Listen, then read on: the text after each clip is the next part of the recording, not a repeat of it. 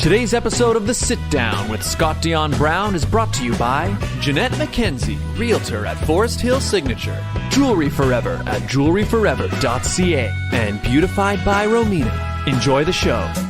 Broadcasting live from Glenmore Record Studios in Toronto, this is The Sit Down with Scott Dion Brown, your Sunday morning talk show with interesting guests, live musical performances, and the most fun you can fit in your coffee cup. Hosted by Scott Dion Brown and Regine Alaina, this is The Sit Down with Scott Dion Brown. Dun, da, dun, da, da, dun, da, da, da, da, bum, ba, ba, da, ba, ba, ba, ba, ba, ba. Hi, everybody, and welcome to episode 221 of The Sit Down with Scott Dion Brown. I am your host. That's you. The one, the only, Scott Dion Brown, and I'm joined by the greatest co-host. And we're wearing matching jerseys. We are. Greatest co-host in the galaxy, the one, the only. Regine Alaina. Happy Sunday, everyone. To the city of Toronto. You must all be exhausted from the excitement of yesterday's game. Playoff hockey, baby. Yeah. Leafs squeaked out the win. It's overtime. It's been an interesting period of time for the Toronto sports fans, if I say so myself. Leafs are rolling, and Raptors just fired Nick Nurse, their head coach. I like him. I liked him. Seems like a good guy. Never met him personally. But that's how sports goes. When the team doesn't perform, somebody's got to go. Mm-hmm.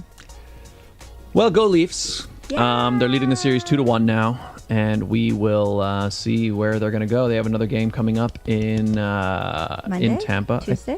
I'm not sure. We should have checked. Sometime this week in a couple of days. Game 4 coming up. And I think Thursday is their next home game.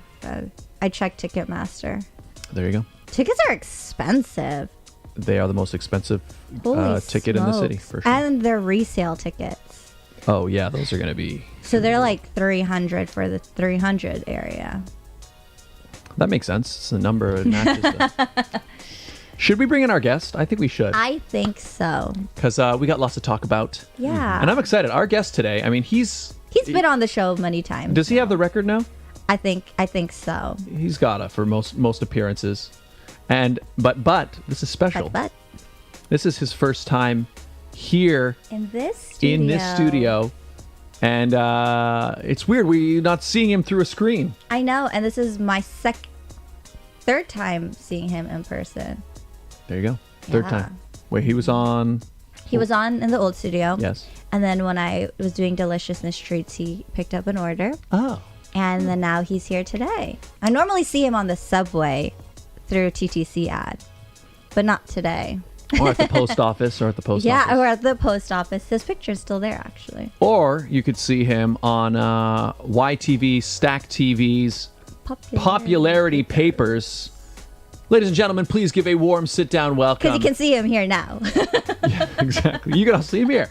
To the one, the only, Michael Chan. Hey, everyone. Hi. I am so happy to be here and to see you two in person. Like, this is amazing. I haven't been interviewed by you in person since the first time I was interviewed by you. Which was, that would have been, that was ages like years 4 ago. years ago. Is it 4 years ago now? Yeah, because I just won Galaxy. Yeah. Oh. Yeah, I remember that. Yeah, we were celebrating that. I had just won, and he was our guest. Mm-hmm. Now, I would like to open with a dad joke. Yes, please. That's what you're known for. You know, Nick, he got fired, and he's going to be nursing that wound for a while. I like it. Oh, let's go. That's so dad. That is so dad. So dad. Actually, you know what? Hang on. Before we even get into it, I need to vent something. Uh-oh. Just because I don't understand how YouTube's shorts works. Really? You're going to start with I just want to get it out of the way. Typically, he's like, oh, how was your week? No. I just got to kick it out there just because it was mentioned. And also because Michael's doing quite well on TikTok. He is, yeah. I posted this video, a little clip from last week's episode talking about Mulan, okay? It's a little clip, right? And the way YouTube Shorts works, it's the same like TikTok, same like Instagram Reels. It's reliant on like you put your video out there. Sorry, yeah, algorithm, yeah. You put it out there, and then it shows it to like a small number of people, and then based on how those people react, it will be shared to more people, right? You did right. Yeah, well, that's how it works. But every now and again, I'll upload a video to YouTube Shorts, and the algorithm just shows it to like nobody. They'll just be like, people. Yeah, they'll be like, actually, no one. It's not worth it. Right? And I'm like, what? How's anybody supposed to know if they like it if the algorithm is just gonna let it die on the floor? Like, they're just not gonna give it to anybody. Yeah. So I was like, okay, well, maybe it's just a bad video. Maybe it's nobody would. Maybe that's why it's just not a good video. But I threw it onto TikTok. It got over 2,500 views on TikTok. 2,500 views. Something like however many likes, 300 likes, and 7 or 8 favorites. It was 7 or 8 people's favorite video. Then I threw it onto Instagram Reels, and as of this filming, it's at 130,000 views. Several thousand likes. Why are you yelling? Because it's just like, how could it be good? It was a good enough video to get all of that content, all that view, and on YouTube Shorts, 19 people. Who owns YouTube? Google. Google? So you're going to have to get in good with them because that multi-billion-dollar corporation seems to be threatened by you. That must be the only answer. That has to be. I mean, TikTok's not threatened by you, so they're pushing your content. Clearly, Mark Zuckerberg likes you, so you're good. You're doing well on Reels. You know what I think it is? Insta. Yeah. I think they liked the movie Mulan. Oh, you think like Disney, the people at Google loved the movie? They liked the movie, and you're bashing on the movie, so therefore they're like. I would like to say that I have similar issues with the movie as you.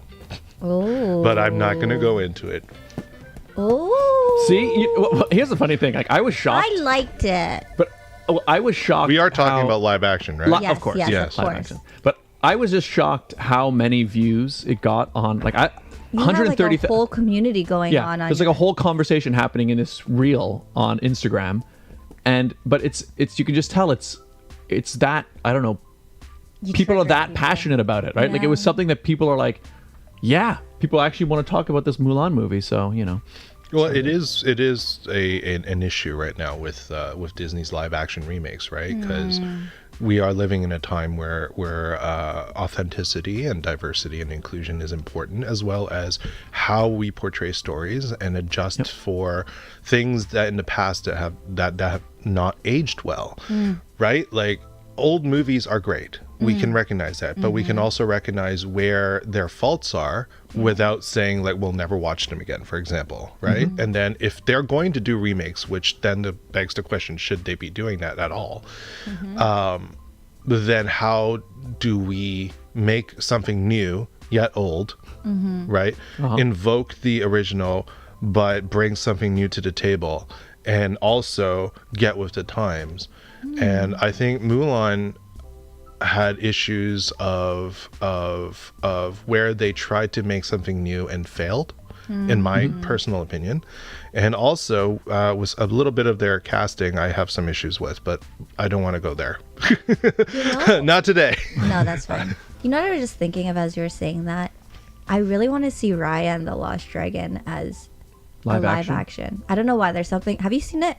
I have not. I know. I'm sad about that. I keep meaning to. I just have issues with time. Have you watched it? I haven't yet. No. Y'all need to watch it. I know you. Said it's really good, right? love that movie. When I was in Disney World, that is a movie that those like ears. I was looking for Raya ears. Did they have them? No, I didn't see them. I saw Encanto. I saw Star Wars. Because I don't know if Raya has. I don't know if it's caught on like the way that some of the other movies have. I think Raya for me caught my attention because of the representation, as you're talking about. I didn't really see myself in Raya's story, but like my mom even said when she watched Raya, she's like, that is someone that I can see you as a little kid wanting to be for Halloween. I'm like, I am not a kid and I want to be Raya for Halloween. So yeah. I mean, admittedly, Encanto was the last like Disney movie I watched. It's just being, now that I have 2 kids, You're a dad. Yeah, it's been a handful, and adjusting to the fact that my first kid has a condition and then my second kid is neurotypical. What does that mean? Sorry. So my second kid does not have a condition. Oh, okay. Right. Okay, got it. So my wife and I are not used to the development of a neurotypical child. We're used to our daughter, who's 5 now. And Aaron's 5. Oh, sorry. Aaron, that's fine. She is 5, and it, like she has developed in her own way, and so we're used to that. But like our son is going at a more, I guess you would call it, typical pace. But it's not typical for you guys. No, this is like, everyone's like, oh, it's going to be so easy with your second child because you have the experience of the first. We're like, no, it's not. We have no idea. This is all new. Why is this going so fast? So you're busy. Very. But you mentioned your kids, and you mentioned being a dad, and I'm going to just jump right into it. You also now play a dad on, we talked about it earlier when we introduced you, Popularity Papers. Yes. And I was going to say, Aaron is not on your t-shirt. Somebody else's name is. That's right.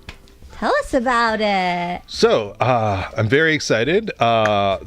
Since the last time I was here, I am now a supporting lead on a YTV and BBC Studios produced TV show called Popularity Papers, based on the books by Amy Ignatow, which, by the way, I highly recommend everyone read. They're wonderful books. She illustrated everything herself and hand wrote all the words as well. So there's 7 volumes. Amazing read. Wait, when you say hand, as in she because, okay, let me describe the story then.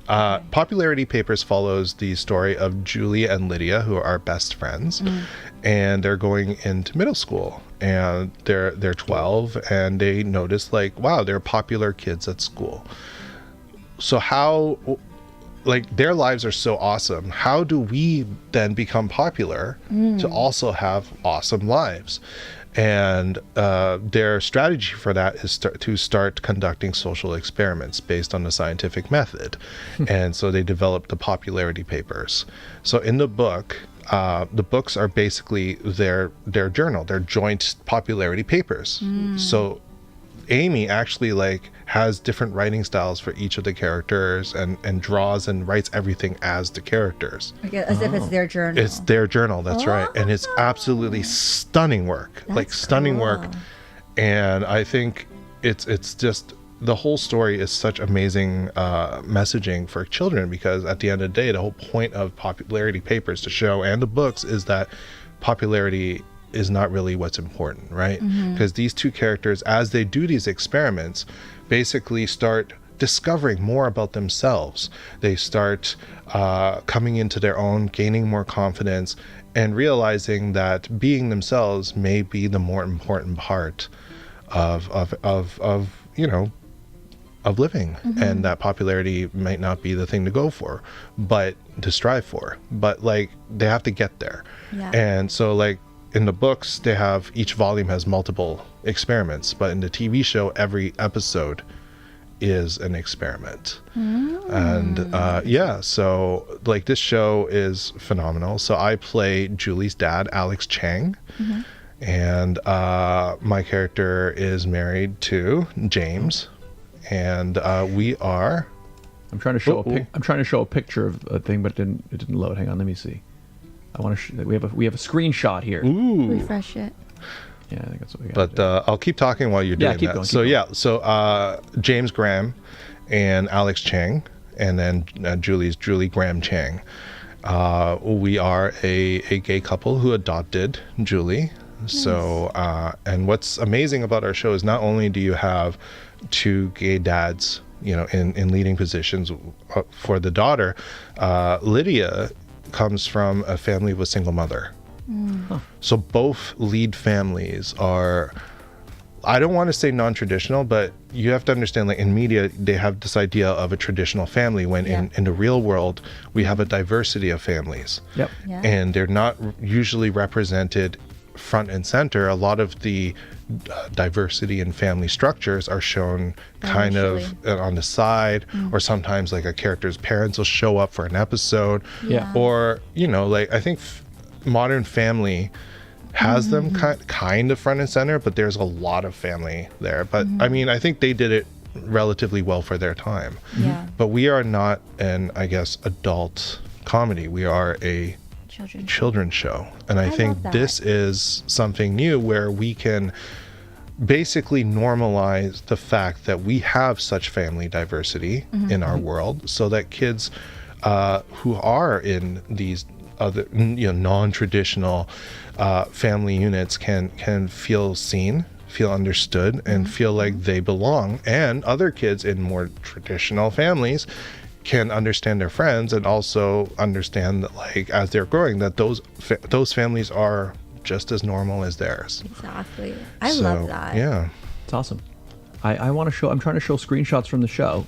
Hang on, why? Like I got these things ready. Hang on. Okay, why isn't it? What's going on here? Okay, let's try this. Do this, and then do this. Nope. Just don't worry about it, Scott. But he's gonna be worried about it. he will be worried about it. Oh, okay. We don't have photos.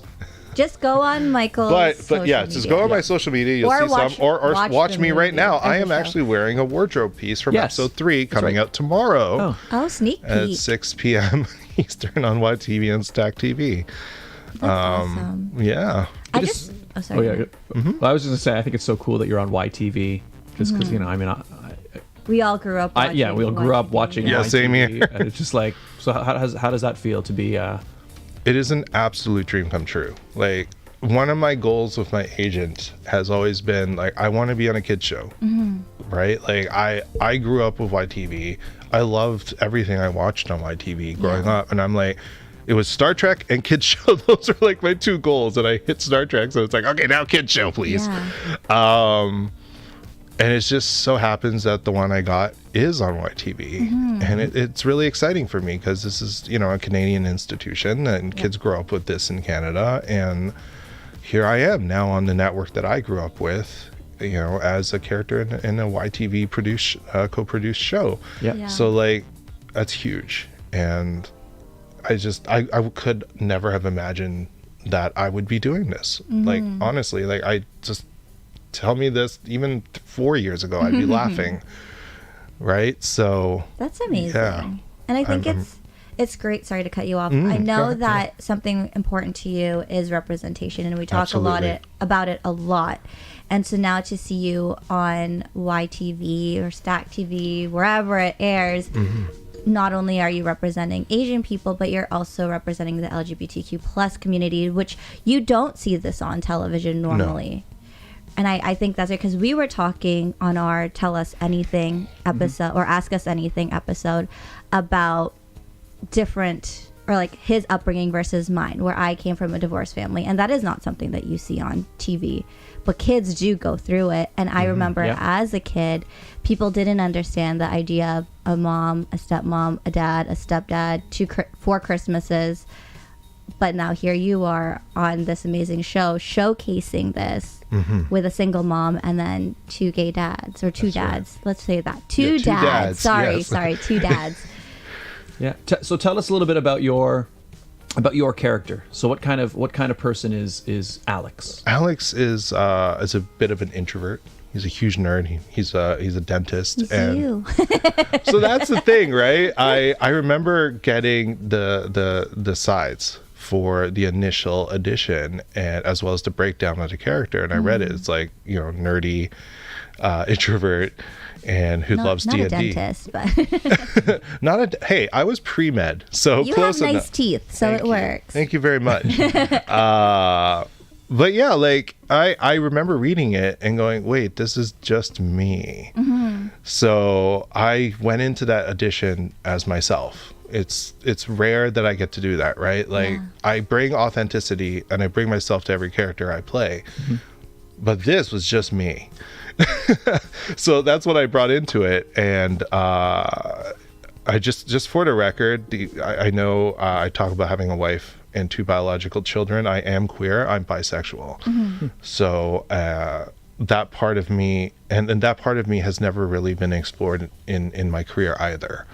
So that I brought all of me into this audition that I did. Amazing. And yeah, it worked, and they saw, you know, the character in me. And that's how I got here. But yeah, the character is very close to who I am. He's a little bit more like, I'm a dork. You guys know that. I'm a huge dork. But I think he's a little bit more of a dork than I am. He's a little bit more neurotic than I am. But I could see how I could overreact sometimes the way he does, for example, or get overly protective. Or like everything he feels in the show, I can totally relate to it, and I can, you know, amplify it if necessary and all that. But he is just, it's this warm guy who doesn't really like the spotlight, happy to be in the background, and in fact thrives in the background. Because James is actually the more outgoing one. He's the flashier one, the smoother one, the more, I guess, popular one when he was younger. Alex was not as popular. So, you know, if you think about our own childhoods, right, you have like the popular kids and like the nerdy kids. Well, James would totally be like a more popular kid. Mind you, a popular kid struggling with his sexuality. So there's that. But yeah, and as the season goes on, you will actually learn more about both characters and their lives. And that's awesome. Actually something that I actually really appreciate, both, again, about the books and about the show, is that, sure, you're following these two girls, right? And their stories. But there are times and moments for a lot of, like, the parents and some of the other children too, and some of the adult characters. They get their own development, their own arcs. Nice. There's continuity through the season, and you will see everyone grow and interact, and it's beautiful. It's and honestly, I watched a lot of like Canadian made kids TV growing up, and I still watch a lot of it today with my niece when she was growing up, and like she's 16 now, so she watches less of that stuff, but now I have my own kids. And I see, and we have a lot of good shows, but I feel like Popularity Papers is truly it's like really, really groundbreaking. It's shot in a manner, for example, that is closer to an adult, you know, show. That's something you would see on primetime, as opposed to shot like a kid's show. You know, the camera work, the lighting, everything, and also the speed of the show, the way we talk. We don't. I don't have any other better way to say this, but we don't dumb it down for children. We don't assume that kids won't understand or won't be able to keep up with our dialogue. We go at like not exactly Gilmore Girls pace, but we're getting there. Cool. Like we're pretty fast, and because we believe kids will understand, and if they don't understand it now, as they grow, hopefully they'll love our show so much they'll remember these moments, and then it kind of processes in their minds as they're growing, and they understand it more and more, and are better able to relate to it as they grow. So that's how our show is built. We have this very we have a show that's like basically adult friendly. Like adults can watch this even if you don't have kids and appreciate it. There are references for adults as well, that kids will be like, what? Or just totally fly over their head. And yeah, that's the kind of show we are. And that is very, very different from what you would expect from any most children's television right now and before. And I do hope that, you know, we could be an example of how kids TV can be made moving forward, because I do believe that children are a lot smarter and a lot more intuitive than we tend to give them credit for. So the more of this that we can do, and the better. And the other thing about our show is, like, it's not just diversity in front of the screen. I know we have like a lot of different ethnicities represented on screen, but even behind the camera, you know, we have one of our co-creators and showrunner is Asian. We have Asian directors, Nice. female directors. We have even our crew is very diverse, and our Love writing that. team is super diverse. So we have, I would say, some of the best representation all around on our entire team That's awesome. in a show made here in Canada. And I feel that our show represents Canadian values and our Canadian society in the best of ways. Awesome. So It's awesome. Yeah. where can people watch it? I know you mentioned tomorrow, so Monday. So Mondays at 6 p.m. Eastern time on YTV, so that's cable. Yep. Stack TV is actually a subscription channel, I guess you can call it, on Amazon Prime that you can subscribe to, and then you'll get YTV, Teletoon, Lifetime, like a whole bunch of different channels. So there's live television that you can watch online on Stack TV, but also a lot of stuff is on demand, such as my show. So if you missed the first 2 episodes, you can actually watch it on demand right now.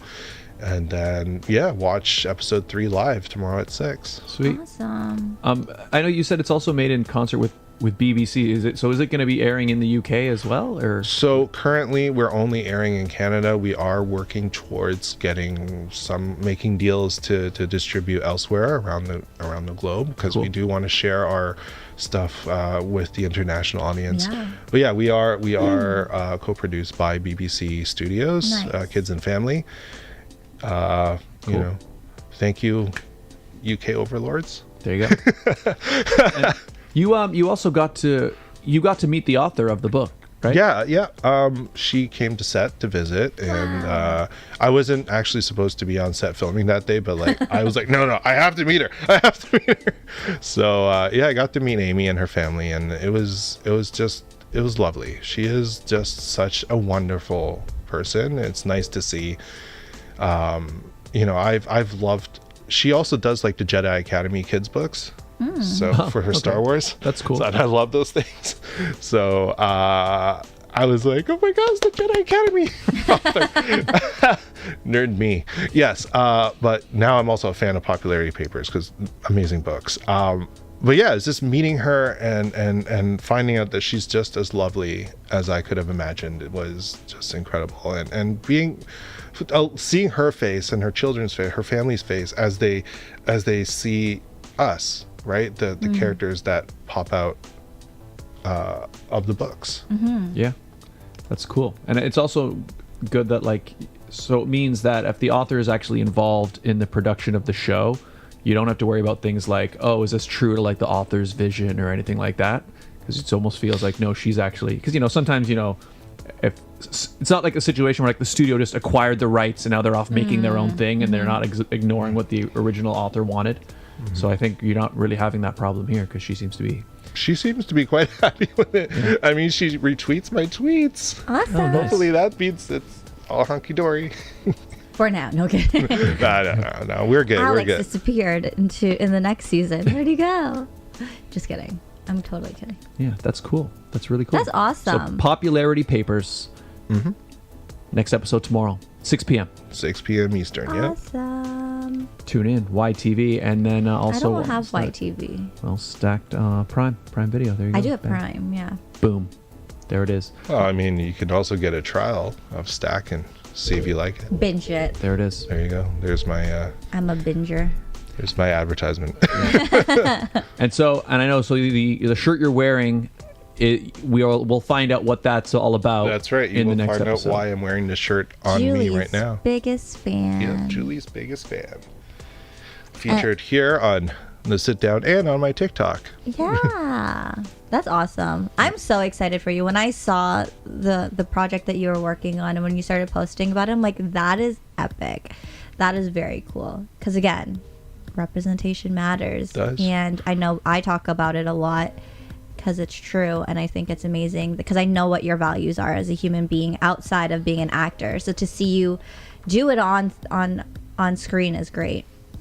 Thank you. Kudos to you. How did you find the experience? How is this different from being on a space Starfleet vessel? From a outside of all the pyro on Star Trek, we had to. It was incredible because we have children on the show, so we had to work within the rules of having children on set. Right? They have set amount of hours they can work. They have to do tutoring during the school. I mean, we started in the summer, so they didn't have that. But like once we got into the school year, they did. Oh. And to see. Sorry, so they have like they have to basically go to school while they're there on. They do have to go to school. Wow. That's good. And to watch a production have to adjust for all of these things was great. But also working with kids is such I would like to say enlightening experience, because like these kids at their age have such incredible, not just talent, like talent, obviously they're all incredibly talented, multi-talented. Glee Dango, who plays Julie, she's a dancer, she's an actor, she does voices, like she's on Thomas the Tank Engine, she's in Odd Squad. She's just incredible. She's busy. Yeah. She's busy, and she's like a phenomenal student, and she's an acrobat, and she does those like those kids groups that do covers of famous pop songs. Oh, like mini pop kids. Oh, she's one of them. She's one of the mini pop kids. So, yeah, nice. Like, just think about all I'm saying here. This is a 12-year-old. We're having her on the show, right? Yes. Yes. Sorry. Awesome. Spoiler. But like, this is a 12-year-old, and she isn't the only one. There's like a whole bunch of these kids, and I'm like, when I was 12 years old, I was like, it's my second year of glasses. I'm like arguing with a friend over Dragon Ball Z cards, and just struggling to maintain my really good Asian expected grades in school.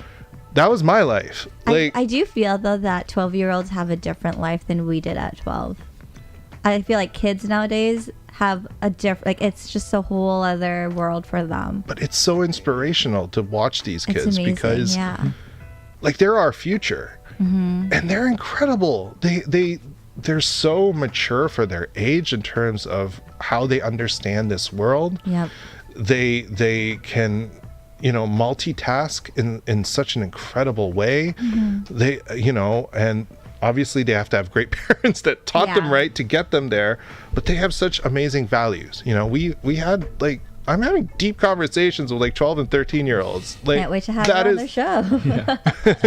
which is happening right now. No, I'm kidding. But no, like, it's amazing. It's amazing to work with these kids, and it was just such a wonderful experience. And that's how it's different. Like, I mean, Star Trek is a very warm set, right? Like, they're very accepting set. We celebrated something every day that I was there. Love that. We had spontaneous dance parties. I had some of the most wonderful conversations with the different cast members.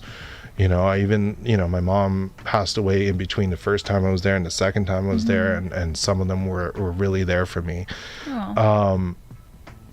But there is a difference between working on a, like multi-million-dollar show and a family kids show, right? And there's a different feeling. Both are incredible positive experiences, but it's just it's different. It's different because the inspiration comes from different places on each one. Yeah. It's awesome. Yeah. Really, really cool. And there are 2 items off of your bucket list. They are definitely 2 items off of my bucket list. Now my next item. I was going to ask you, like, what's next? What's next? So I have 2.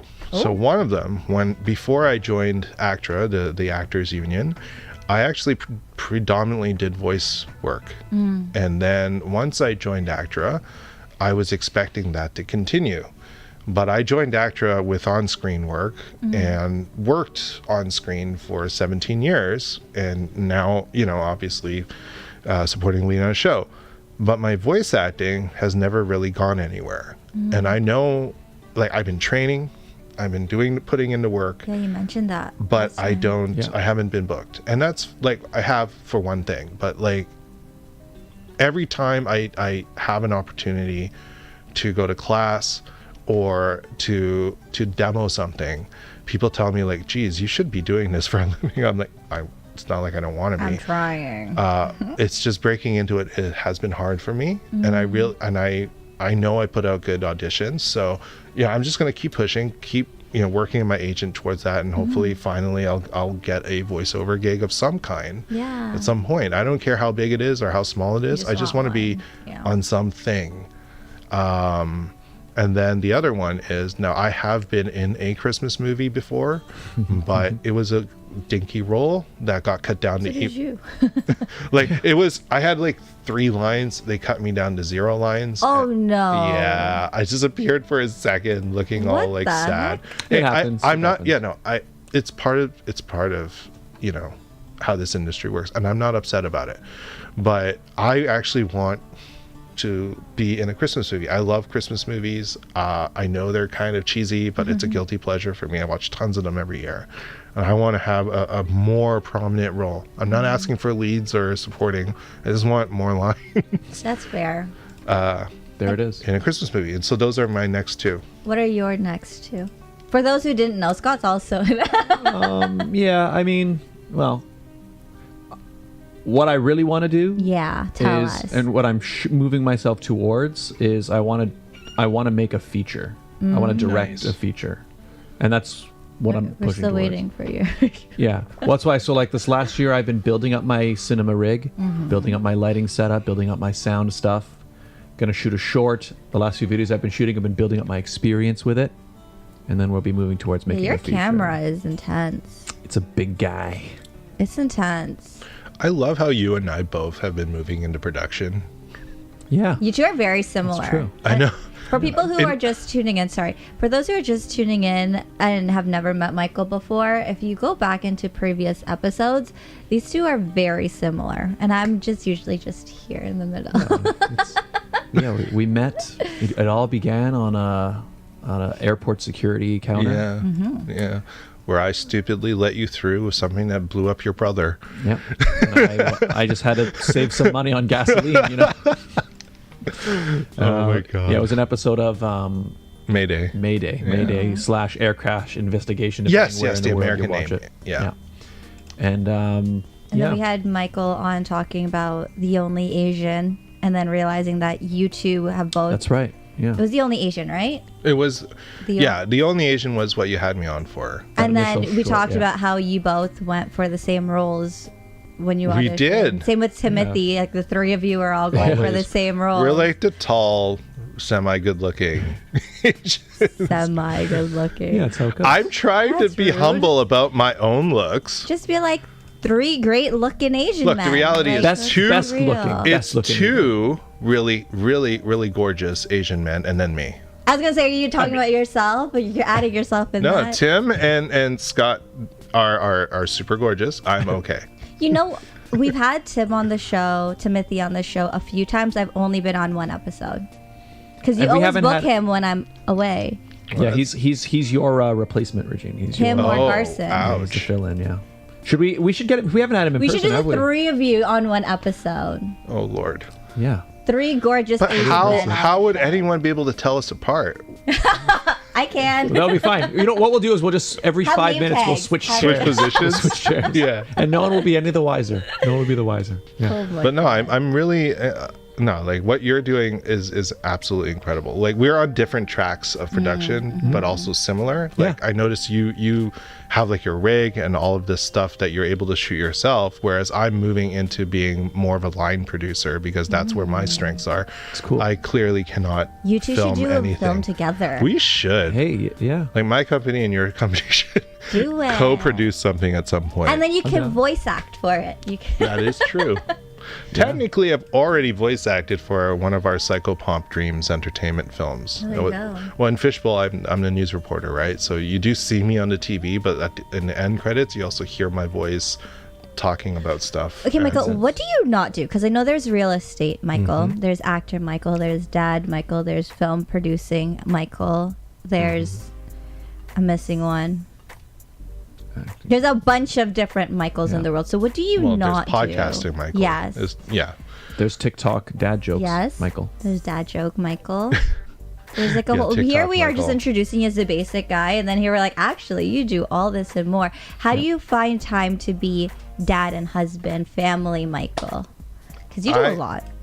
One of the benefits of being a realtor / actor is in some ways flexibility, right? As a realtor, I make my own schedule. Yeah. Outside of when I have, because I'm also the manager of my brokerage. So I do have times when I have to say, go train my salespeople and stuff. But generally, I make my own schedule, and that allows me time to be an actor and also be a family man. Now, as an actor, it's not like I'm on set every day yet, but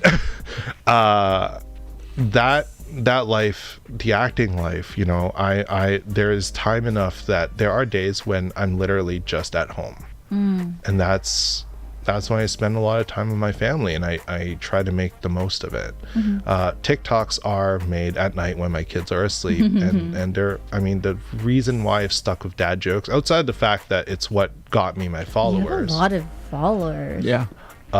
Is the fact that they're simple. My life doesn't allow me to do overly complicated skits. I've tried. I have some skits, and they are hard to do because it takes so much time to reshoot different things and just to get it all right and timed properly. So most of what I do is simple so that I have the time to do it. And if I have even more time, sometimes I record puns in batches. That I don't even have to record every single day, right? Makes and sense. I even transitioned as my life got busier to recording in my car, right? Yeah, I 'Cause see I that. did see a few of them in the car. Yeah, that's right. Dude, you like, have 13.1K followers on TikTok. Boom.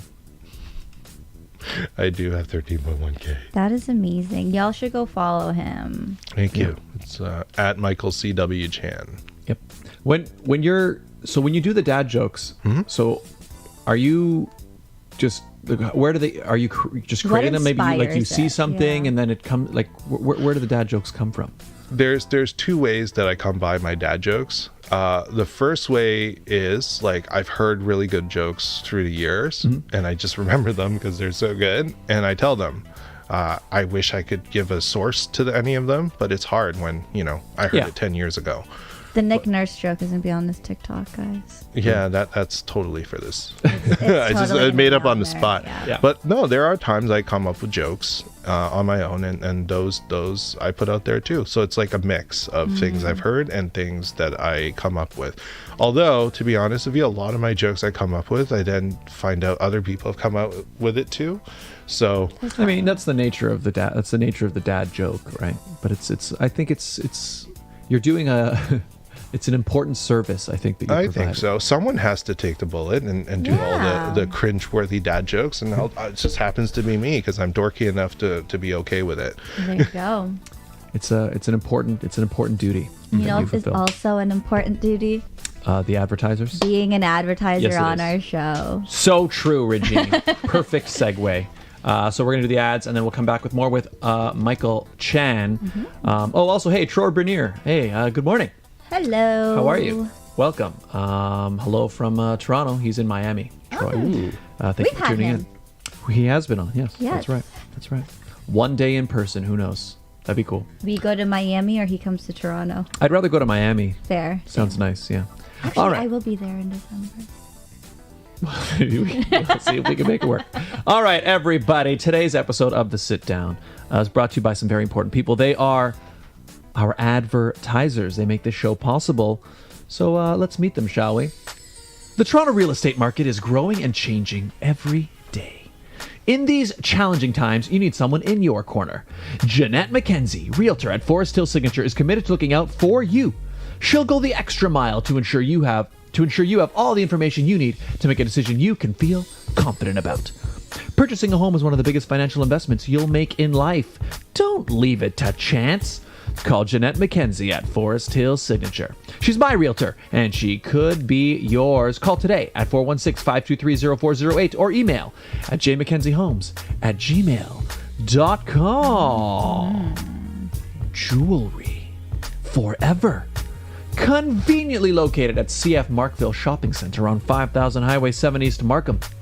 They do custom-made jewelry, repairs, and they change watch batteries, all done on site. Jerry at Jewelry Forever is an absolute artist. Do you have a vision for something custom you'd like made? He is the man to make it. And do you have something damaged? that you need repaired, he can definitely do that for you as well. And we have a great deal worked out with them, don't we, Regine? We do. If you go in and let them know that Scott and Regine sent you, you'll get 15% off your entire purchase. That's right, 15% off. Mention the show. And also follow them on TikTok. Follow them on Instagram, because they have a lot of cool things posted on there about the repairs they're doing and custom pieces they've made.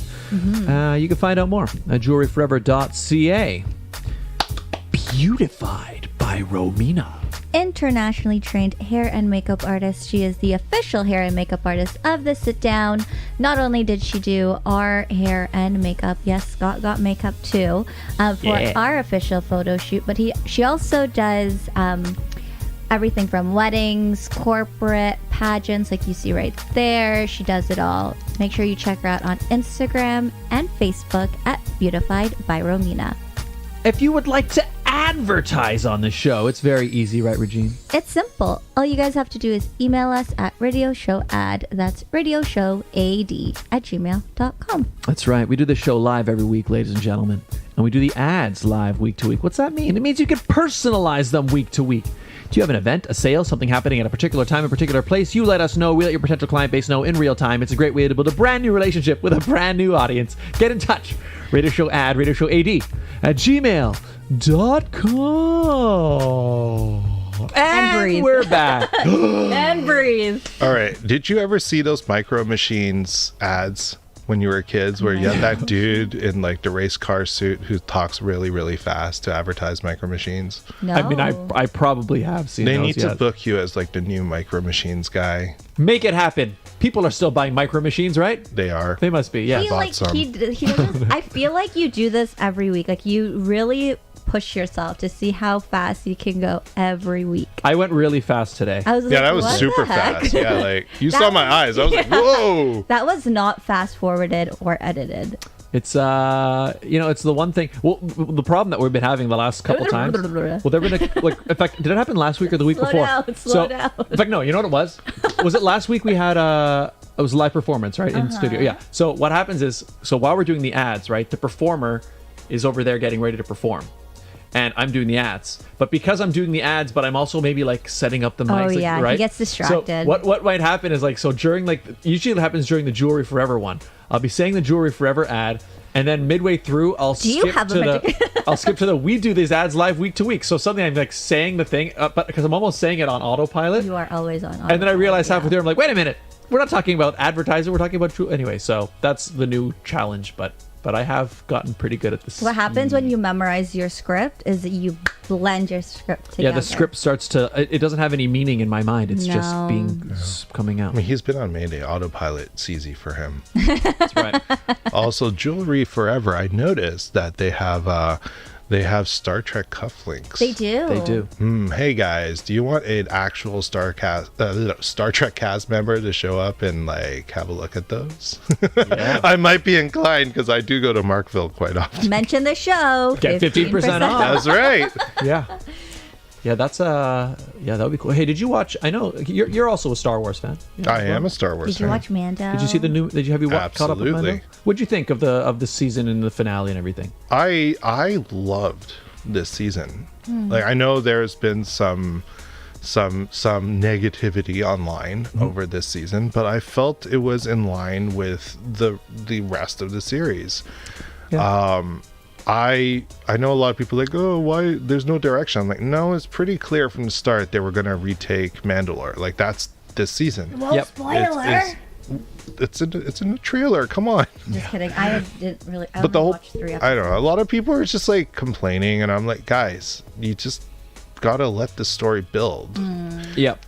I feel like a lot of people these days can't decide between whether they like it when a show has like each episode has like a one-off story, or whether they want an overarching story, right? It's the same thing with Star Trek, right? People always complain, like for Disco, that like, why is it just one big story and every episode you got to watch all the other ones and can't be like every episode's different, but yet every episode, or like when you have like Strange New Worlds, they were like, no, we want something more overarching. I'm like, the guys, choose something.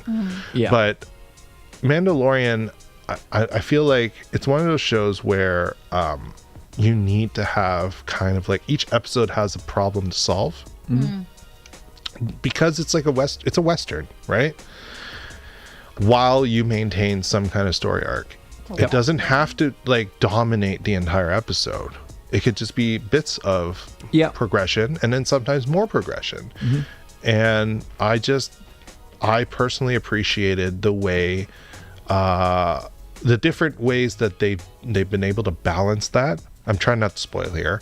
I appreciate the shift in focus to different characters to allow for their further development or for newer characters' development. And overall, I think it ended really, really well. Like the end of the finale, just everything I was hoping for, they delivered on. So I'm good. Cool. I'm I agree. I agree with pretty much everything you said. I wasn't as blown away as I was by the end of season 2. I think season 2 hit me harder the way it ended. You know, the other thing that kind of bothers me, I actually like the whole story. And I agree with you. I didn't, like, I was able to understand, like, I get it. You're spending this episode focusing on this character, but, like, people were acting as if they're doing that randomly, as if, like, no, like, this is going to, like, they're obviously building something here, right? Yes. And I think you're right. I don't know if people are, I don't know. There's not even any point. Like, you're going to find people complaining on the internet. That's what it is. But it was just like, I almost feel like people are more eager to find something to complain about more than anything else. And it's almost like there's this strange overreaction, you know? Well, if you look at I'm going to take superhero movies as a good example. Yeah. I've noticed that when we started this journey of superhero movies and nerddom in general starting to become mainstream, there was a lot of excitement and everyone seemed to be on board. And there was a lot of like people wanting Marvel to succeed and wanting DC to succeed and whatever. Yep. And now that Marvel has and DC, there's debatable there. But there's so much.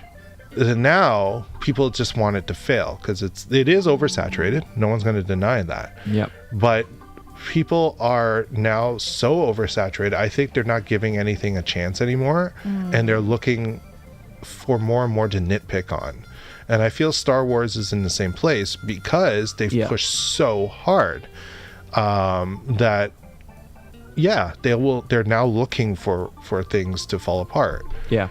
And I also there's basically an entire economy online in outrage, right? So and I think because of that there's and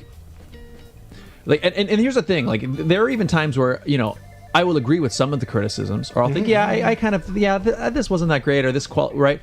But I think the thing I tend to take issue with is it's so people either love it or they hate everything about it, and it's like, oh man, there's nothing, or like, and now you'll see some people who are like, oh, they're like making videos posting about how much they dislike something, but they don't even watch it anymore because they're just talking about videos about how they're mad about what it used to be or whatever it is, and it's just, I think you just gotta cool it a little bit. Like, just watch it and just like something, and if you don't like it, you don't have to like it, and if you do like it, you do like it. But that's what the internet has done to people. It's just everybody feels like they have to be so for or so against. I do wonder if this very aggressive division and the aggressive nature of people making their viewpoints known comes from what Regine was alluding to about the internet, right? Like, everyone wants to be heard. And I think a lot of people feel like if you're not loud and aggressive and trying to like get people essentially to fight with you, you're not going to get engagement. It's like, think about clickbait culture in the news. True. Right? Like, a lot of their articles these days, even in mainstream and more credible news networks and sources, they tend to have titles that sometimes you're just sitting there going, why? Why did you choose that title? Oh, right, because you want someone to click on your article and read the whole thing. Yeah. And they are tapping into the same thing that Mark Zuckerberg has been criticized for with Facebook, right? Facebook is known to have an algorithm that favors when people are angry at stuff. And so, for example, they just inadvertently start pushing right-wing stuff more because more people get angry about that kind of, bigotry and hate and all that. But that's where we're at. I think we're at one of those points in history where we are so in need of being heard and trying to find ways to get our voice out there, that we are everybody, not just titles and articles, but everybody in their own way are clickbaity, if you want to use that term.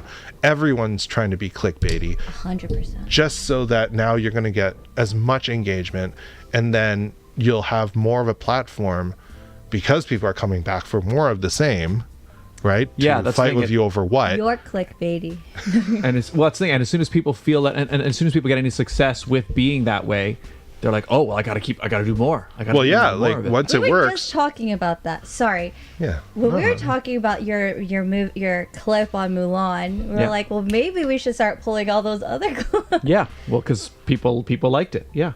Exactly. You clickbait. But the thing is, I think the issue I have with a lot of it is just, I think people just need to cool it a little bit. Well, yeah. Like, you can still be passionate about things and talk about things you like, but actually, what bothers me the most, I think, it's that there are people who, I don't know if they're even actually as angry as they're claiming. You know what I mean? I think it's like, but they know that there's, and I think that's where you run into problems where you're kind of just acting more angry than you are for the sake of the views. Yep. And that's, I think, where things start to become... I actually believe that, too. I think most of the very angry people online on, I guess, both sides of the political divide tend to be less so in real life. Yeah, like, I bet if you actually meet them in real life and actually talk with a regular... It would be easier. Yeah. So, anyways, I don't know. I always think of... You seen the movie Mean Girls? Absolutely. Who hasn't? Yeah, true. So, at the end of the movie... Right, so for the whole movie, obviously everyone's so ruthless to each other, and that's the part where there's a whole fight that breaks out in the school, right? But at the very end of the movie, where they all kind of I guess they're back from summer, and then they see they're all walking into the school, and they wave, oh, there's Regina, and she waves, and, oh yeah, she walks in, and everyone's just chill, and then they see the new plastics, and they look at the new plastics and be like, oh man, and they think how ridiculous they are.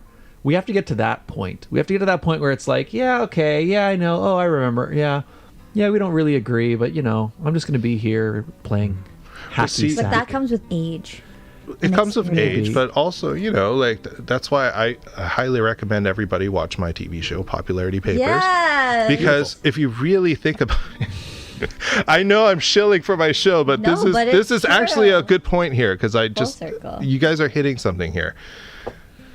The whole point of exploring popularity in a kids show is to show that how kids themselves, right? They're essentially emulating the adult world, right? Yeah. The whole concept of popularity and what's cool and this and that, unfortunately, they see how the world works. Yep. They form their own microcosm in their schools, right? True. And everyone, it has a mask on. Everyone, we all know this. Yep. And by our show explores that, right? What are these different personas and things that people do to be popular, to be heard, to be seen, so that everyone loves them? But in the end, at the end of the day, all we can really do, truly really do, is be ourselves. Yep. I think the more authentic you are to who you are, it's the best, or else you're just going to be met with hardship and with drama and negativity, because it's hard not being yourself. Yep. It's mentally damaging. Yep. And it's the whole discussion of trans kids, right? They're not being allowed to be themselves in certain states, and that's going to actually be more damaging to their mental health. But that's just that. But what I'm saying is, kids in general, people in general, authenticity to who you are, and then everyone being accepting to each other's differences and who their authentic selves are. That's how it should be. That's what we should be striving for. Yep. Not these masks and personas that we keep putting on and hoping that everyone who sees these personas that we put on are going to like us, because now we have to keep it up, and that's not who we are. It's not easy having a mask. People will eventually see through you. It breaks. It cracks. Yep. It's not good for you. Preach. So and just watch Popularity Papers. Learn a lesson about that. And we were having a discussion not dissimilar from this last week with Loren, yeah, she's 14, so she's in high school right now. She gets it. And her music that she's writing is about that stuff because that's what she's dealing with. And not just her, but a lot of the young artists that we've had on the show, their music, and we talked about last week, is a lot of their music is about spreading positivity and authenticity because being comfortable being yourself. Exactly, because it's true. Like kids, I remember being in high school and not knowing who I was and wearing a mask for time to time, and then you get to a point where you're like, nah, I'm gonna be friends with whoever I want to be friends with, and then that's what happens. That's right. Yeah. Hey GH, welcome to the show. Welcome back. Hey, How are GH. you? Good morning. We're here with, if you're just tuning in, we're here with It's actor. not morning anymore. Oh yeah, good after. When it's noon, do you say good afternoon? You don't say good You noon. never say good Because don't noon? you just say, is it noon just at 12 o'clock and then after? So you just say good noon? morning and then you just say good afternoon? Yeah. Good day. What time do you say good evening? Like 6 o'clock? 7? Yeah, I usually start at 6 with the good evenings. I just say hi. Or if I start sending emails, I start saying it at 5 because most likely people get it at 6. I usually, when I do emails, it's usually like hello, and then at the end, my signature, I'd be like, Yeah, have at a the good end. evening. It's like, have a good evening. Bye. Take care. Bye. Yeah. Oh, when do you say good day? Good day, sir. Although I guess people don't You're in really the say UK. good day very much. I usually have like, hello, blah, blah, blah. And it's like, I hope you're having a great day. Yeah. Or hope your week is going well. That's how I do my emails. Yeah. Good day, sir. Good day. You say good day? You type good day? in your No. email? I was gonna I say. should do that. I only do Falsify good it. days if I'm trying to be funny from Yeah. the start. Let's Depends on who you're talking to. Yeah. Good day. Like you're putting kind of. I think the on a next time I voice. send you a message, I'm like, good day, sir. Yeah, GH says good day, Although mate. I think I There you should go. stop it with all the emojis to my production. They're like, why is this 42-year-old sending us emails to have emojis in it? I Is still he- can't get over the fact that you're 42. Thank you. I can't get over it. My so this is great. Like Christopher Jacko, who plays my husband James on the show, he's only a year older than me. Hang on. Let me keep talking. Regine's what- looking at a photo of the two of you. laptop, Scott? It's falling It's apart. falling apart. Yeah, it's wobbly. on its last it's legs. wobbly. He looks. No offense, James, but James does look old, way older than Alex. More than a year old. Maybe it's a photo. No, it's great because like I'm glad that our ages are similar. Cause and mind you, my maturity level is a little lower than his in real life. But I'm older now, so at least it's getting closer to his. So we can at least have the decent conversation. There you go. No, Chris is wonderful. He's just Chris is probably watching this and hating on me Oh right my now. God. I'm sorry, you don't look old. You Chris look older than Michael. is one of the most, oh God, now I'm going to sound terrible. One of the most gorgeous men I've ever met. Sorry, Scott. Well, it's fine. He called you gorgeous and now he just replaced I it said with- one of. One of. Oh. One of Yeah, Regine. Scott's in there too. But Yeah. I remember. Yeah, Regine. I'm actually wondering if that's what happened during the chemistry read. Oh, what did you Because I do? remember seeing him for the first time on my screen. Yeah, it was all done on Zoom. And I was just like, there's this quick second of me just like catching my breath and going, oh shit. Everyone witnessed it. I can't. Wait, calm down, Michael. Calm down. You got to do the scene with this guy and get it over with, and hopefully it'll come off great. Well, Like it worked. every It worked. every actor I worked with in the chemistry read was beautiful and also wonderful. They're all nice, but like for my type of man. Chris is there. So I was just like, oh my. And then I didn't know this until I met him, but he was the voice of Johnny Storm, Human Torch, in the 2000s Fantastic nice. Four cartoon, and Human Torch was my favorite in that cartoon. So I'm like, oh my God, I was your fan without knowing it was. Anyways, also watch him in Slasher. He's in like multiple seasons of Slasher, and he's fantastic. So what does your wife have to say about all of this? I don't know if I should rat her out. Oh, Don't do it. I watched her podcast. Like, she was on a podcast with people, and I don't know if I could say the word, but I think someone called you was it a slut? Because you like flirted with all of them or something like that. So you can rat her out. It's fine. I watched. She didn't call me that though. Or they were calling you that, and she was just I just happened to be. She called you a flirt. Look, I'm a comical flirt. Okay. She called you a flirt. No, like my wife agrees with me that Chris is extremely gorgeous. Okay. There. There's nothing There's wrong with that. There's a tasteful way of saying it. Oh, I want to know the untasteful, uncensored, real words that she used. She's like, Michael, wow, he's playing your husband. Ooh, my. Oh my. No. Chris, being gorgeous aside, is actually a beautiful human being inside. And I honestly could not have gone on this journey of being in the show without him. Because I've said this before, but this is my first supporting lead role. And if you look on my resume on IMDb or even on my website, you'll notice something, which is I've never been a lead. Never. I've never been supporting, like, unless it's like my own short films. And honestly, that's not a lot of lines. Most of my career, I played people who delivered 1 line, 2 lines, 5 lines. Got it removed. Yeah, got it removed in one case. And that's what I'm used to playing on, like, in terms of a production. Now, mind you, I train a lot. But the reality, there is no comparison to actual on-set experience. That's something, and that was new. I was terrified. Yeah. Meanwhile, Chris has had, like, when I met him, like a 20-year career with over 100 credits to his name. Wow. He's been supporting lead, he's been everything. And to have someone like him, and on top of that, you know, he's gay, and I am now just, not that I wasn't out in the industry, but it's not like I talked about it. Yeah. Right? Okay. It's not like something I just go around, hey everyone, I'm bisexual. Yeah. So people just assume that I'm straight because of my wife and my kids. But to have to now have this part of me be on full display, a part of me that took me a long time for even myself to fully understand, to fully accept, especially in the culture and the family that I grew up in. Not my parents though. It was a lot, and Chris was there for me. He showed me the ropes of how to be, someone with this many lines, for example, how to be on a set, what to do.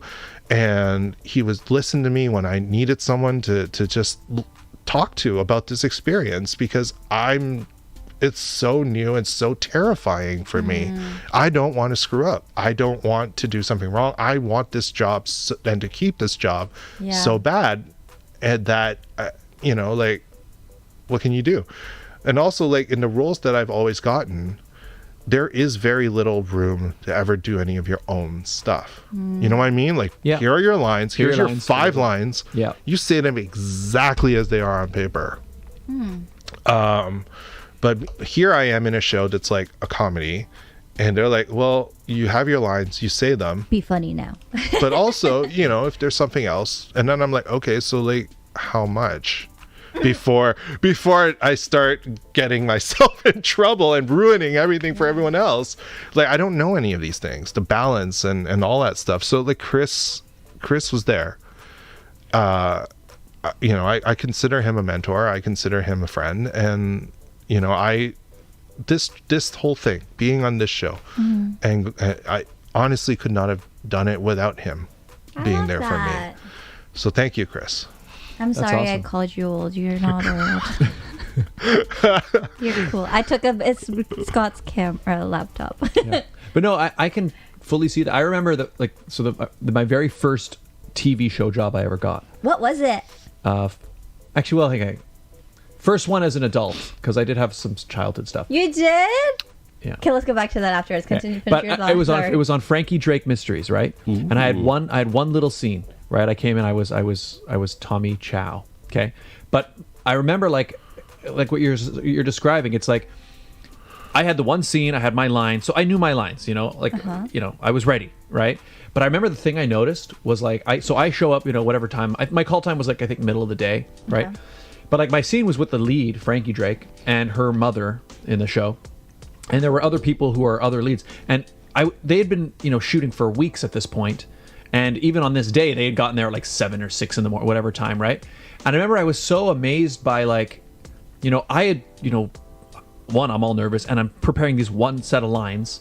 Meanwhile, like they were like, as they're setting up for the next scene, they're like going over their lines for this scene because they just have this huge volume of lines that they almost didn't have time to I didn't learn every single scene because we were doing this scene and then we're doing this scene and then we're doing this scene, and watching the pace and also how calm they were, and it was a completely. So I think that's really cool that you actually, at least you had somebody who you were able to kind of get you into that, because that must have been a huge leap forward in terms of, I'm just thinking in terms of the idea for me of just going into a scene and like knowing how many lines there are and how many scenes we have to do, and feeling like I don't know if I'd be able to feel like I don't know, I'm not that confident on the lines yet, and da da da. So that must have been really Michael could be your mentor when you get there. Sure. Yeah. But hey, Vivian Lynn, showrunner of Popularity Papers, is there room to add a brother to? Oh. There you go. Yeah, but no, that's really cool. That's awesome. Okay, wait, let's go back to it. Both of you, what was your first gig, I guess? Is that what you call it? A gig? Yeah, you could call it that. Your first hired production on television? All right, so yeah, if I'm remembering correctly, I was on a few seasons of the show System Crash. Did you ever hear that? System Crash? No. What? YTV. Really? Yeah, I was on a few episodes. Oh my God. You've been on YTV. I have, yeah. Wow. That's amazing. How old were you? Shoot. I can't remember. I was young. I was little. So you knew from a little kid that you wanted to be an actor? It's the only job I've ever wanted. It's the only job I've ever wanted. Amazing. Yeah. So I've watched you. Possibly. I mean, if you're, because I watched that show. Yeah, I wasn't a lead. I was just in a few scenes. Like a background, like an extra. Not an extra. Above an extra. Yeah. Actor. Yeah. Wow. Which is 5 lines or less. Yeah. What about you, Michael? Oh man, I've been trying to figure out whether, are we talking about purely film and television or commercials? Commercial. I guess it could be anything. I think. Gig. My first ever gig was, I think it was my McDonald's commercial. You were on McDonald's commercial? Mm-hmm. Yo. Do you remember what you had to do? Yes. What'd you do? I was a coworker with 2 other coworkers at McCafe having lattes. Oh, that's cool. You know what I love? Because I do know a lot of people who are actors outside of the sit down. I should actually get them on the show now that I'm saying it out loud. And then meeting a lot of you folks from this show. It's so cool to watch television or go on the subway or go to the post office and see people that I know. I'm like, this is weird. Like when I think my first message to you ever was, are you on a commercial about Scotia? Like, I think it was a theater commercial, and I think I was at the Virgin theater. Mobile. And I was like, I think this is Scott. It's so cool. It's also, there's a weird thing of how a lot of, when you see somebody in real life and you see them on screen or on a thing, everybody looks different, right? You don't look. So that's why I had a lot of the people, when they saw my commercial, they were like, I saw somebody that looks like you in a commercial, but they're never sure that it's you, because it's like, you don't look really how you look. You know who else I saw recently on television? Is it Haley? Yeah. I saw her on Haley TV Midget, once, and I was like, she looks familiar. She was a lead in my short, and she's in an insurance commercial right now. Yeah, like a life insurance commercial. Cover Me or whatever. Yeah. Which we'll be hopefully reviewing and having you on to talk about on the Hellbound podcast with Michael Chan and Alex Blackburn. Yep. Coming soon, people. Mike Brown says, Scott, your character had a name on System Crash, so you weren't an extra. No, correct. That is correct. Yeah, that's right. It would be an actor role. Yeah. Yes. Wow. I did one day of extra work on that show. Nice. And I didn't like it, so I didn't go back. When I was younger, I wanted to be on Barney. I really like ask my mom, like I would have like, was it be like a book on like a Barney book or a VHS, and it'd be like casting for Barney, and I'm like, Mom, it. Is Barney's American, right? Yeah. So that you would have had to go probably to California. Well, she didn't do it, but I was like, I want to be on Barney. I'm like, how do you become a kid on the Barney show? And she's like, oh, you have to do this. I'm like, do it. Yep. Never happened. Barney. I could have been on Barney. Could have been on Barney. Now kids in Toronto can try to get on Blue's Clues. That's filmed here. Oh, and Blue's Clues has a Lola, a grandma. Yeah. Yeah. Cool. They have like Filipino segments. Yeah, it's amazing that cool. they have a Filipino as their lead. Like that is just the best. Oh, there you go. Mm-hmm. Actually, there's a lot of kids TV. Well, I mean, obviously because YTV, Chorus Entertainment. I mean, so much is filmed in Toronto. I think a lot of people didn't even know. Yeah. And, a lot of good shows. I love it. Me too. I should find those old. I think I have the old tapes somewhere of my. For System Crash? Yeah. Oh man, that would be awesome. They're sitting in a. You should air some of them. Yeah. Oh wait, copyright. Never mind. Do snippets of it. I think you could probably. I mean. Because I've seen YouTubers pull clips from TV shows. Oh, yeah, well, like I put my clip of Frankie Drake on my YouTube channel, and that's true. What happens is it gets claimed by CBC, so that I don't get any. I didn't want monetization for it anyway. I just want it out there. So, but anybody who watches it, CBC gets the ad rev, so it works. It works. Yeah, my demo reel has my like truck stuff, but it's on Vimeo and it's by link only. So, just when you need to send it. Fancy. Yeah. I wish. I didn't really say. We were talking about Mandalorian. I'll say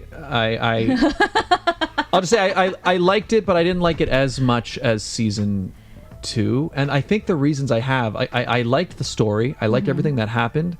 I just found the editing was a little funny in places. Like I didn't like that. I'm not going to spoil anything, but the last episode, it just felt very rushed. Like I felt like the pacing was off. Like I would say the last episode felt very Return of the King at the end. Yeah, you're right. They were the Lord of the Rings movie. I'm trying not to spoil.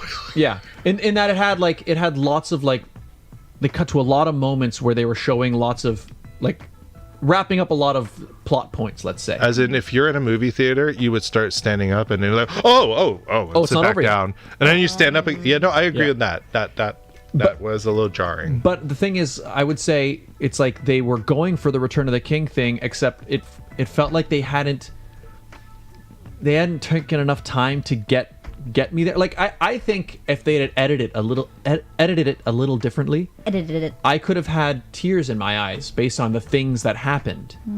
But I just feel like it was just a little bit rushed. Like I remember when it ended, and I think the episode was only like 40 minutes long, and I don't know why. They all are though, no? Yeah.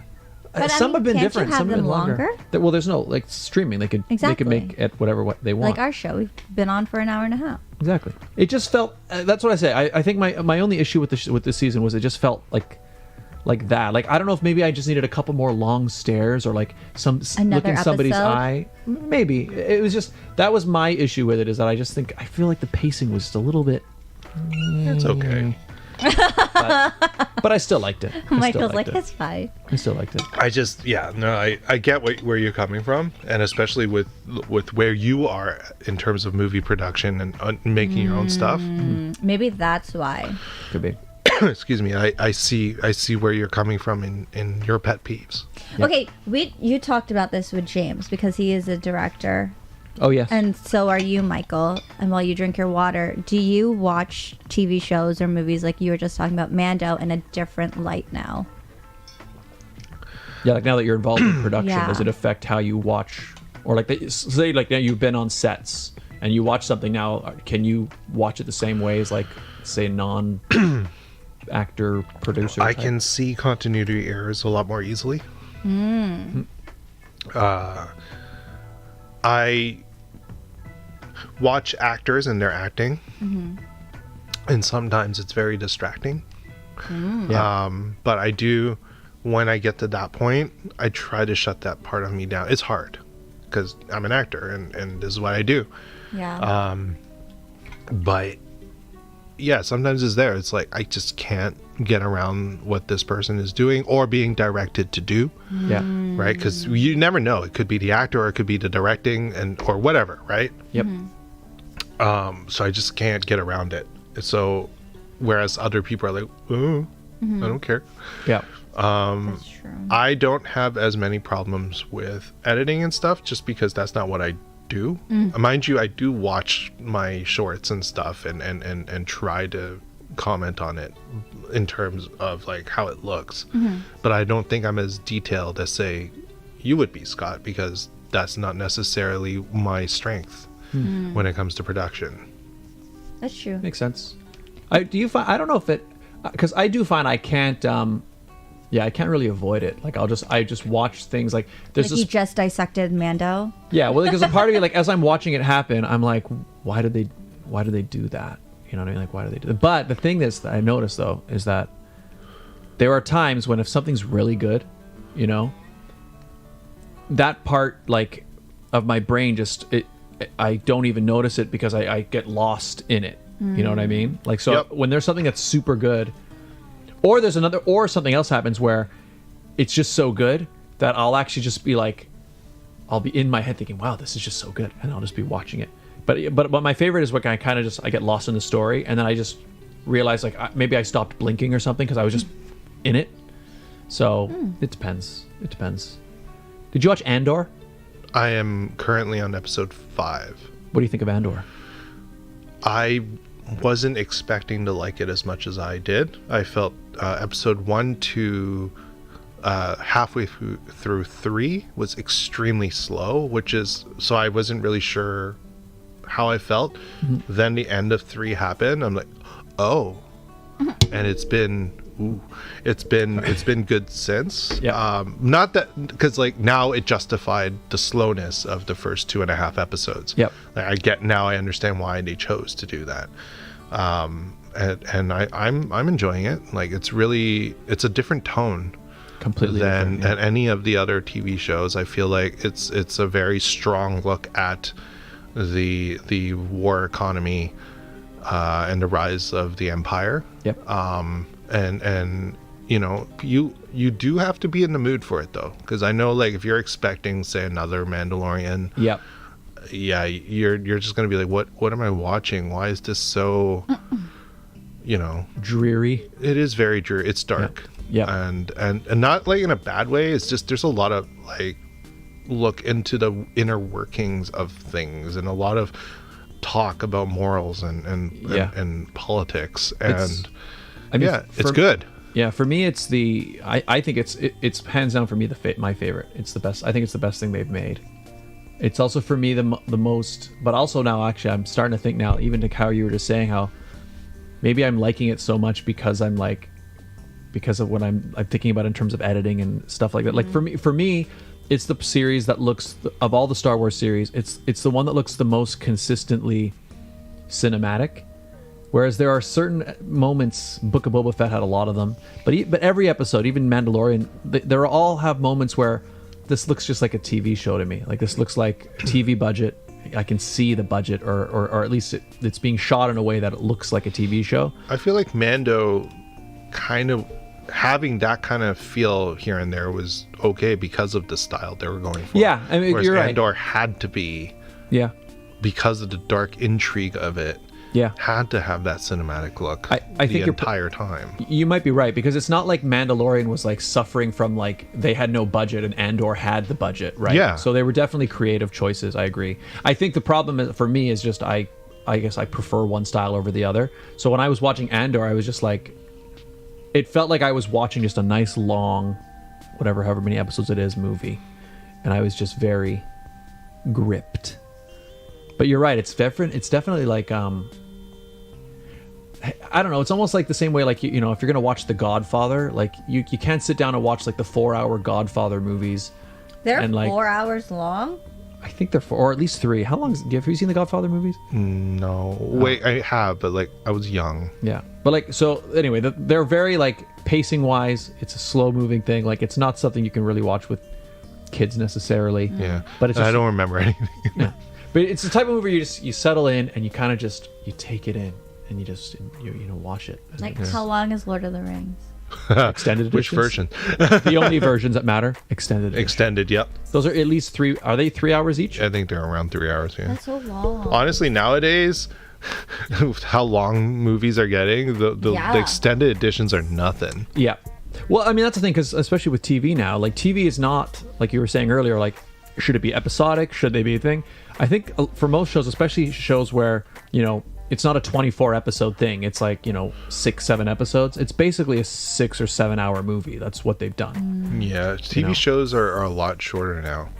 Yeah. A lot shorter. But not Popularity Papers. We're 26 episodes. Oh, really? I was actually... Wow, that's a lot of yours is a episodes. full out, like, network TV show. We are. That's awesome. Wow. Thank you. So you started filming in the summer, you said? It was 5 and a bit months of filming. Wow. Every day. I mean, not for me, but for the girls, yeah. Wow. That's... Yeah. they were on That's set a of lot. episodes. Yeah. So now I understand when you're mentioning the tutoring thing that they had to do, because it was like they were basically working full-time jobs for 5 months. Definitely full-time jobs for especially for Glee and Mia. Yeah. Like, it just blows my mind. And it was filmed in Toronto? In Toronto and surrounding area. Yeah. Nice. Cool. Is it set in Toronto? It is set in Ontario. Oh, that's awesome. As a dad and being on set now with kids, if one of your kids were to be like, I want to be on TV, would you recommend it? I would allow them to pursue whatever they want to pursue. I won't stop them, because I feel that as parents, it's our job to give them as many opportunities as possible to then have them figure themselves out. I would never force them, for example, into anything, or if they try something, they're like, I don't like this, then we're done.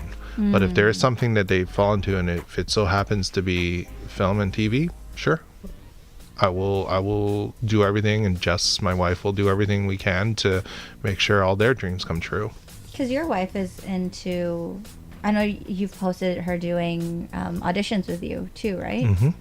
That's awesome. Well, Jess, Jess works with me as a realtor. Like, she's my real estate partner. But during the pandemic, because she's been my reader for my self-tapes, she's discovered a huge love of voiceover work. Nice. So she's actually been like working towards a so far non-union voice career. She's done like a couple of commercials, Wow. which has been really good for like pet food and stuff.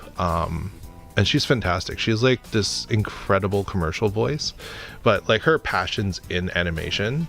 But you just got to get your start, your foot in, and then eventually work your way up there. And so hopefully we'll get her some good training, and then we'll keep pushing, and then we'll both be in there. That's awesome. And she does podcasts too. She's an amazing podcaster. Would you two do a podcast together? I mean, They'll be our competition. We've had episodes together, but I don't think we never thought about doing a podcast together, like our own 2-person podcast. I mean, we already have our own podcast outside, right? So it's a lot of work, but we're both part of Star Trek Radio Theater anyway, so that's when it's not just the two of us, but we're always together. That's cool. It's cool.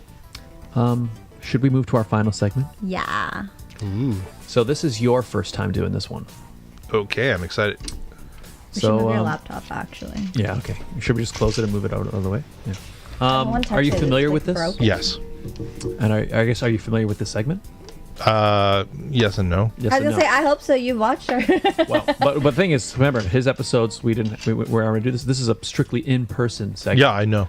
I've seen others do it. It's just, yes. So have you personally ever played this game? When I was a kid, my parents had bought me. Oh, he has experience. All right, so But I haven't touched one in 30 years. So we'll see if the muscle memory is still Oh, there. Lord.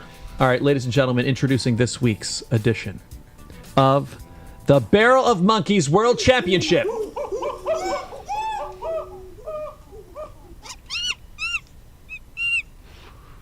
Love that little monkey at the end. It's cute. Okay, so I will explain the rules to you. So this is the classic game, Barrel of Monkeys. Okay, So it starts. It's sitting on the table. Mm-hmm. I will put 1 minute on the clock. I'll say 3, 2, 1, go. You grab the monkeys. That's actually how the music sounds. Pour them out. Oh. Yeah. Yeah. You pick up one monkey. You use this monkey to pick up More another monkeys. monkey. So on and so forth. You're picking up monkeys. If you end up with 2 monkeys on the same monkey, Yeah. that's just 1 monkey. Of course. We're counting chains of monkeys. And how many I can Yes. get in a chain. Yes. The monkey in your hand does not count towards your total. So in this case, this would be 3 monkeys total. Got it. When the 1 minute timer goes off, just freeze so we can move count it this them. way. Yeah, you can move that out of the way. You can Move it, yeah. freeze so we can count the monkeys on you that you've got, and it's however many monkeys you can get in 1 minute. Bum, ba-da-da. All right. I will. Do you want to move your laptop, Scott? Oh yeah, I will hand you this. Do you have any questions? Yeah, we'll adjust the camera. Don't worry. Just find a spot where you can comfortably pour it. So yeah, start with the barrel can't sitting hold there. it. Yeah, the barrel's sitting there first. Okay. So any questions? Anything before we start? Okay. Let me get the timer ready. Dun, da, da, da. Okay. I'm getting our timer ready to go. Good luck. So this is, the biggest challenge, most important thing you're ever about to engage in. Let's go, Michael. So, are you nervous? He said no for those who can't hear his Good. microphone. No. Good. Oh. All right. I love having fun. This is it. 3, 2, 1, go. All right. Looks like a pretty promising That is pour. a good pour, yeah. He's calm. He's collected. It's not like us when we play this game.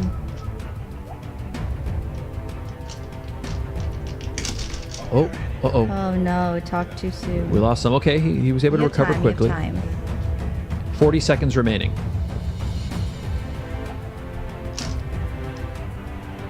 You got this. There you go, yeah? Oh. Oh no. The monkeys are leaping off. The monkeys are not cooperating. 25 seconds remaining. You got this, Michael. Oh no. You gotta at least have one. No pressure. 15 seconds. You got this. You just keep on keeping on. That's it. Keep on trucking. You got this, don't worry. You got it, you got it. 5 seconds. You got this. Another cable. Okay. All right, there we go. Oh, okay. Ooh. Time. Perfect timing. 3 monkeys. Your actual You did. demonstration one. There You did. go. I recreated it. That was what you were working toward. Yep, exactly. All right. Well, 3 monkeys. How are you? You can take the microphone back. Oh yeah, you can bring the microphone back. So, how are you feeling about your performance there? I'm happy with it. I mean, considering I dropped a chain twice. That's true. I mean, the monkeys were repeatedly leaping off. They were. You know, and sometimes they have personalities. Sometimes they don't cooperate. But like, I'm just happy that it ended up looking exactly like the chain you made. You know what it was like? I set the blueprint, You did. and you just You manifested it, I Scott. think I was playing a completely different game there. Like, one of those board games where you have to match like the card. Yep. Like Yes. you get a pattern on a card and you're supposed to match it. I was playing that game. well. And the monkeys were helping me towards that end. They're like, Michael, no. You need to start over. Well, you know what? Create Scott's chain. You played that game flawlessly. I mean, unfortunately for this game, it wasn't quite the game that you probably wanted to play. The mic is a little. Oh, you can just sort of turn it a little bit. Yeah. There you go. Because if we look at the monkey standings, Michael Chan is sitting there. You're on your own. 3 monkeys on your own. Josh. Curtis sits at the bottom with 2 monkeys. Oh, Josh, dude. I'm so sorry to see Oh yeah, you you know Josh. I do know Josh. Oh, buddy. But we're like right next to right each next other, to each Josh. other. Exactly. You know what? Yeah. Number 1 and number 2 down there. That's what that is. We've seen worse actually, so don't worry. We actually have. So, So hey, you know what? You're sitting there in. Is that 10? Yep. At the top. James Nickel is sitting in first place with 10. That is very impressive. It was a legendary run. And I missed it too. That's right. You weren't here that day. Yeah. Scott, Dion Brown, Thea, and Regine are sitting at second place with 9. I moved myself up. And then there. 8 Monkeys, third place. Jenna Marie Donnelly, Anna Goldsmith, Leticia, Mika, and Alona Fiandaka. And then Timothy is in between the two of you, so. Oh, yeah, that's right. Where's Timothy? Where is he? He's at 6. Oh, 6 Monkeys. There you Just go. watch. Glee's going to blow all of you away. I'm excited Don't to see tell that, her. actually. I'm not Don't give her a heads up. No, She's going to start training now. Exactly. Don't do it. training. She doesn't need training. This girl can do everything. He literally is Julie's biggest am Julie's fan. biggest fan. There it is. And this concludes. That concludes this week's edition of the Barrel of Monkeys World Championship. You're a good dad and put these away. It's hard. It really is to. It is. I've never been good at it, even as a kid. It's like you need your hand-eye coordination needs to be on par, and I don't believe I have. That's why I stick It's to also puns. yeah. It's also right, like when the timer is running, it It's the really music. it really changes the whole vibe. Yeah. You know. So But that just means the next time you come in studio, you have a chance to potentially redeem yourself. And I say potentially because, Oh, it could be worse. and we've seen that happen. yeah, but the way we play it here is if your number is lower than your previous score, we don't count it. So the lowest you will ever have is It's 3. 3. is 3. Sweet. Yeah. But congratulations. Thank you. You did it! You're not last. No. Poor Josh. Yeah, he had a rough time. I think he had similar issues though, where the monkeys kept jumping Just off. come and to things. us. Oh wait, no! Didn't he? You know what he did? He had got to a certain point, and then he decided to. Didn't he decide Oh to start yeah, over? no, because it wasn't doing well for him. So then he's like, okay, let me start over, and he put everything dropped back everything in the back. barrel. Oh, yeah. and then dumped it again. Oh, my He did a God. full Yeah. halfway through. And then he got worse.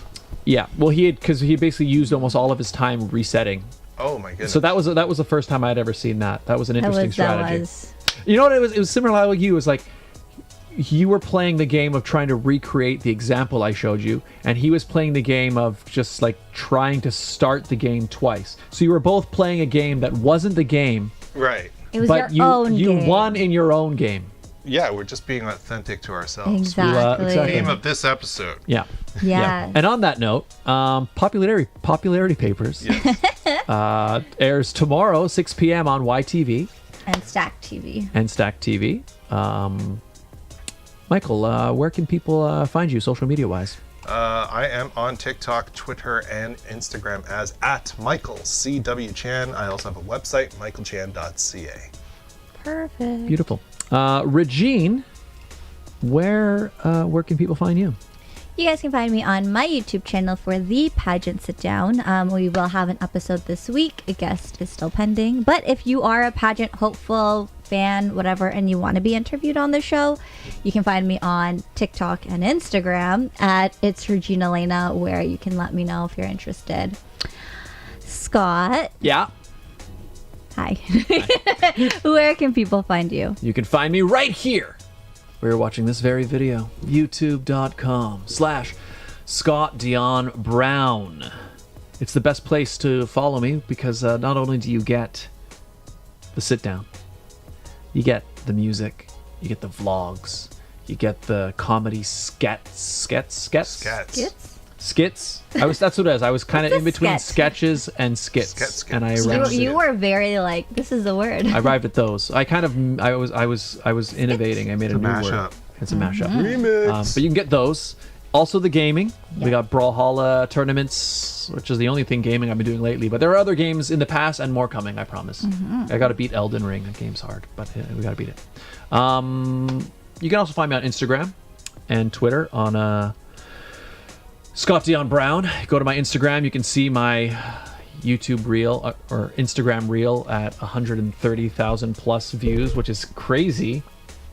Or go on to YouTube Shorts And And you'll give see him more and views. give him 19 some or views 20 there. Yeah, views. after this episode, go to that Yeah. short. But yeah, youtube.com/Scott Dion Brown. Also, follow the show. Yeah. The Sit Down with SDB on TikTok, The Sit Down with SDB on Instagram, Sit Down Scott on Twitter, or The Sit Down with Scott Dion Brown on Facebook. If you haven't yet, please boop the like button. Boop. give it a little boop there. And thank you guys all for watching. Note, we will not have an episode. Oh yeah, no show next week. No show next week. It's my birthday next week. I get a day off. Regine's, yeah. That's weird. It's here. But when we get back, we're gonna do a birthday special. Yes. We'll do a birthday special. Michael, thank you so much for being here. Thanks for having me. Thanks for being here. It was so. This was so nice to meet in person and to. They didn't see it. Put it back on him. I was gonna. There you go. Just because I don't know. I mean, we had to do it through the screens. We had to do it. That's initially why Scott had the laptop open, so he's used to you. Yeah, I needed a laptop here because I just couldn't. I couldn't handle this. I didn't know what this was. The realness of Michael Chan in your face. No, but like for example, we can't high five in thing. Woo! Oh my God! Look at that. That was awesome. That was the first high five you've ever done on the show. I think you're right. All right. We're just breaking. It's a groundbreaking. What is breaking happening? It took you 4 ground. years to high five a guest. That's true. I've never done that. It was just because I'd never this is the first time we've actually done just this. High realized five that. you too. Yay! I love it. Okay. Thank you for being here. Thank you. We're so excited for all of the stuff that you've been working on lately. I know we talked about it last time you were on the show, and you were keeping a secret from us clearly because when we asked about upcoming projects, you were currently filming. So Yes. keep doing what you're doing. Keep showing the true side of who you are on and off screen because we love it. And representation matters, which is something that we talk about every time you're here because it's true.